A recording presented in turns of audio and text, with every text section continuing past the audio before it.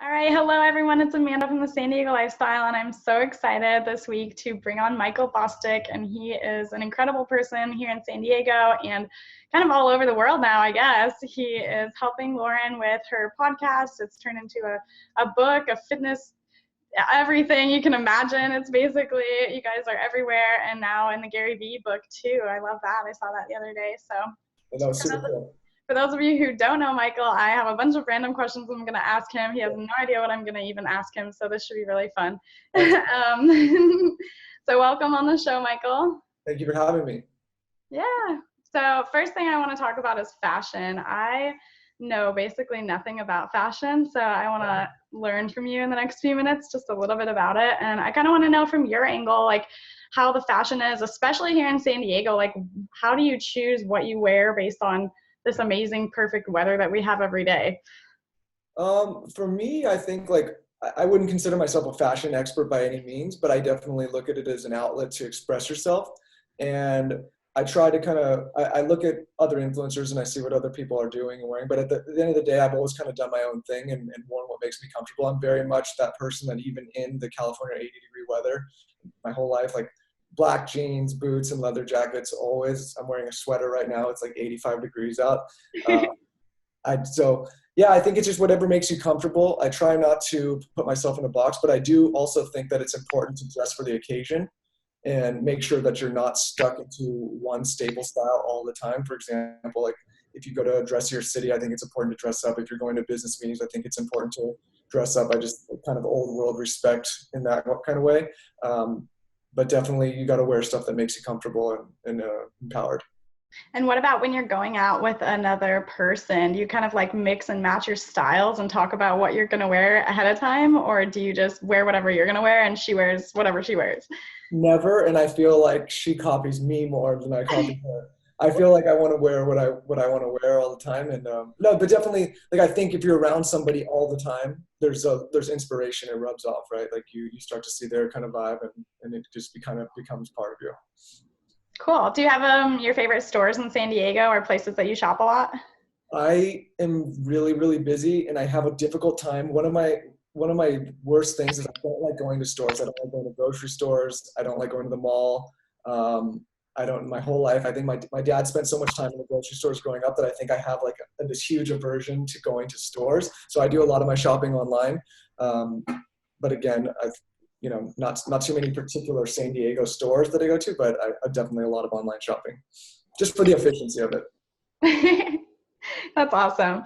And then I know you guys live in San Diego. So did you grow up here? Yeah, we grew up in Del Mar area, both went to Torrey Pines High School.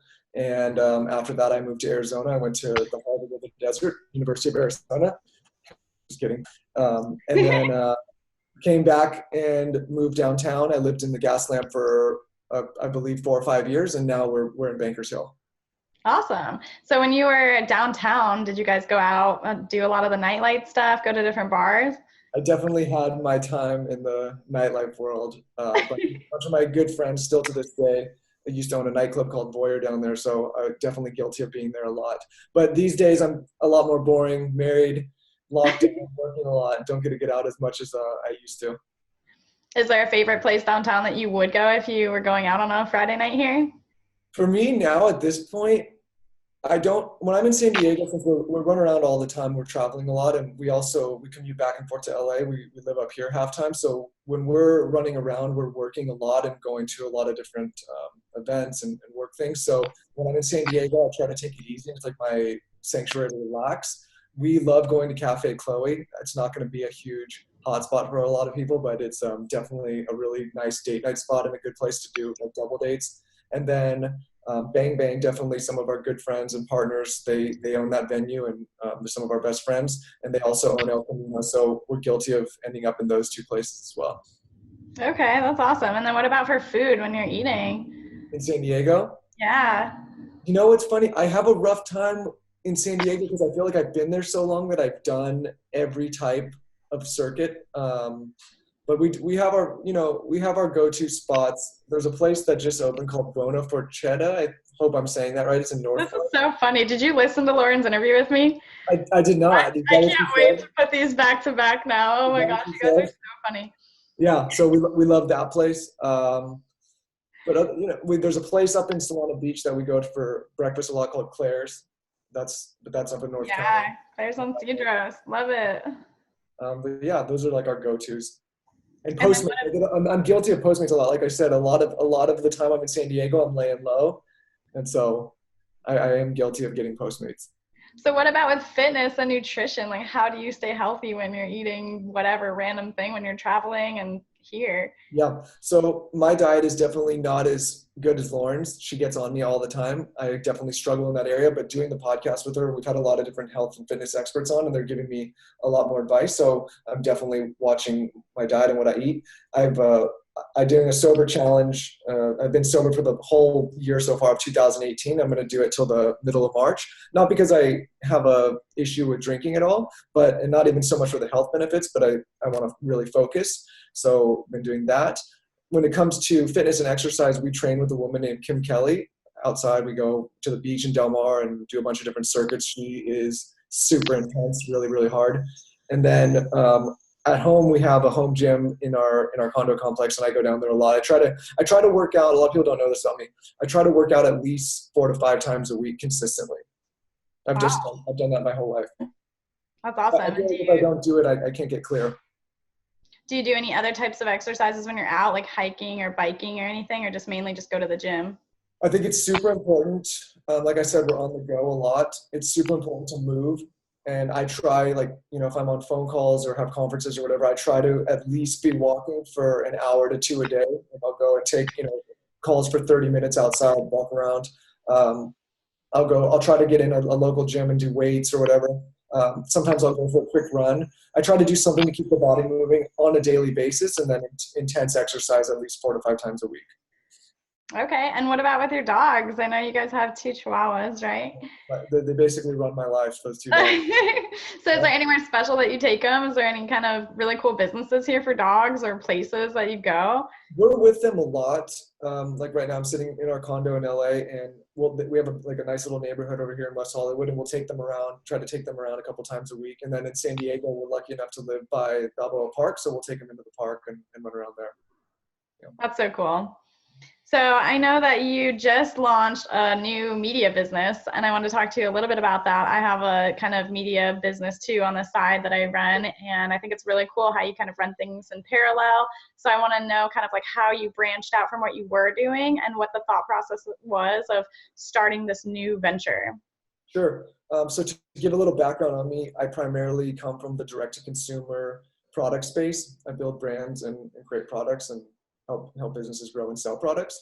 And that's part of the reason why Lauren and I started the Skin Confidential Him and Her podcast, was for her to give the brand building influencer perspective and for me to kind of give the more businessy marketing, branding, sales side of it. And so we started that podcast on a whim just to connect with the audience on a larger scale, because we were answering so many questions via like Snapchat and Instagram stories on an individual level. And we thought it's really difficult to keep up with all the questions. So what way can we communicate on a larger scale to more people? We came up with a podcast. So along the way, building the show, we produced it ourselves to start, and eventually we joined a network. And not to say anything bad about the network, but we just saw some gaps in the space where we said, okay, this business they're not supporting the business end of this. It's very much outdated, old radio style type collaborations, and the way they produce the shows and the way they integrate it with brands and Lauren's blog and all the different channels. So being in the space, I just said, okay, this is really outdated compared to what the digital landscape looks like now. And I also felt that it didn't cater to our audience with Dear Media, which is our new network, towards targeted female hosts and female demographics. So my background in production and marketing mixed with my partner, Digital Brand Architect's background in management and brand partnerships, we said, let's form a business together that helps women particularly showcase their voices, connect with their audience, and help them grow their audience, their brand, their demographic, everything. So that's essentially what Dear is. It's a female-led podcast network, and we hope to do for our talent what Lauren and I have done for our show. That's awesome. So what does that look like exactly? Do you have kind of packages, monthly things, or are you going to just pick a few people and kind of run with that, or? So to begin, and I'm not quite ready to announce yet. I'm going to leave that to the talent to announce themselves. But we're going to launch with 7 to 10 shows. Like I said, primarily female hosts and female audiences. We will basically do everything. We're a full production network. We have a studio. We have full producers. We have full sales staff. We have full support for all of our talent to actually build out their show, grow it, everything. Provide physical space, production, hosting, everything. Wow, that's so cool. That's going to be really cool to see it all come together and grow. Yeah, When you're hiring someone for one of these many roles that you have, what's the biggest challenge in trying to find out how they're going to, come together in this piece without taking a look at their background and what you want them to do in this job? Like, how do you even describe to someone what this new job is? Because I feel like these are all jobs that are new, and like you said, with the new digital landscape, like everything is so new. So how do you get somebody excited about what your goal for them is? Sure. With any brand or any business, one of the biggest mistakes I see is not clarifying your message from the top down. Right? If you're building a team for any business, and it doesn't just have to be a media business, it could be a product business, could be a blog, could be a podcast, could be anything.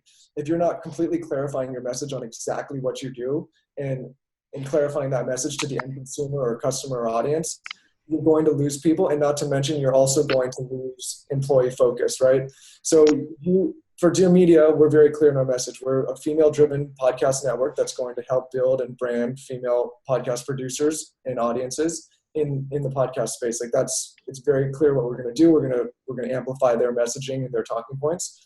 And I think that when we go to hire, we say, listen, these are the parameters we're working from on a top scale, and this is the goal of the business. And from there, then you can start adding micro tasks and having people kind of fulfill specific roles. For example, if we're hiring a producer, we say, listen, we need this amount of shows being updated every single week, being produced every single week.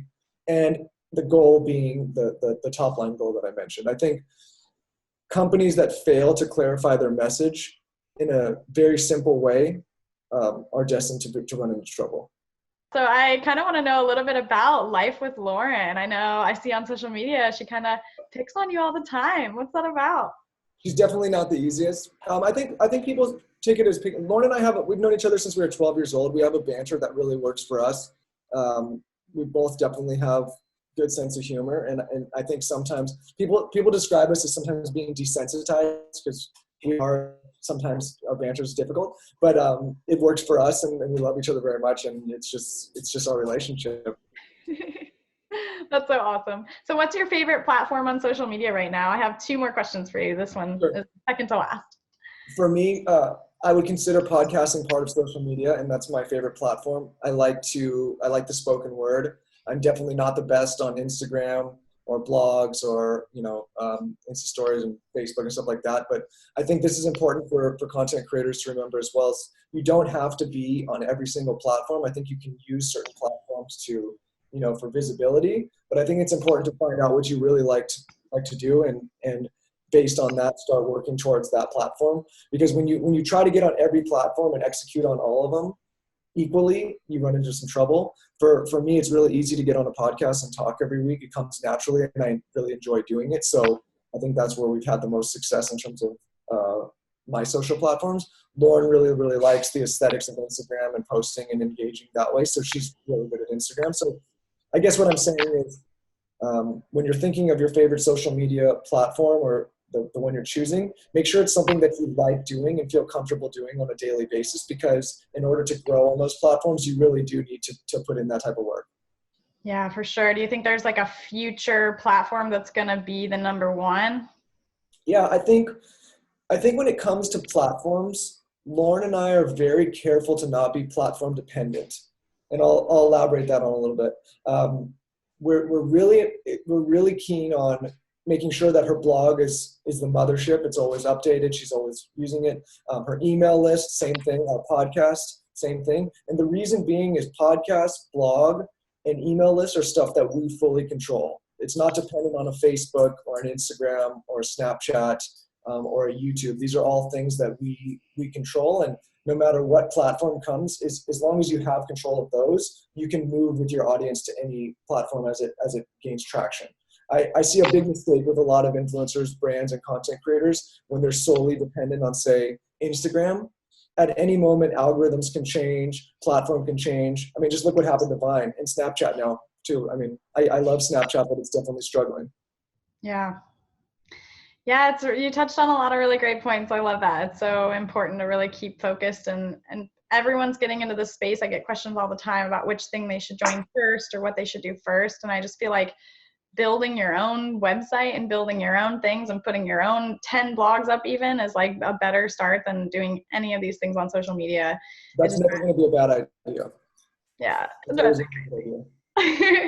All right, cool. Well, that's interesting. I should have you guys on like that old dating show where you answer the different questions, because that's not what Lauren said was her favorite social media channel. So you guys would lose. What did she say? Instagram? She said Snapchat. Oh, Snapchat. She did. Yeah.